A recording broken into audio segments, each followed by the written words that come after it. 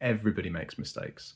But I think eventually there's this idea that we should become perfect and stop making mistakes ever again, particularly in business.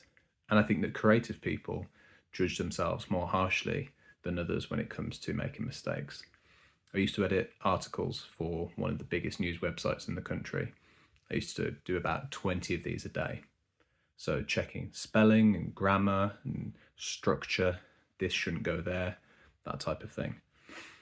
And when somebody would join, their reaction would often be kind of embarrassment or surprise or defensive or something like that when a mistake would get pointed out. But even a year in, their reaction would be like this, sometimes even worse, because I think there's this notion that eventually the mistakes should just stop. Even though mistakes are completely human, completely normal, everybody makes them and nobody's perfect, there's this idea that eventually everything will just become flawless. And yeah, you will get better at everything. Of course, practice makes perfect. Everybody knows that. But nobody actually is perfect.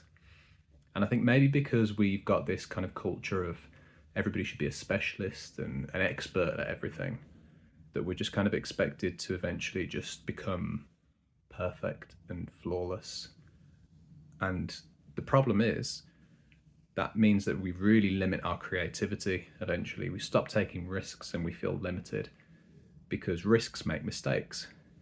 And that kind of environment where we're expected to be flawless isn't really conducive to creating something completely new and beautifully imperfect. Maybe.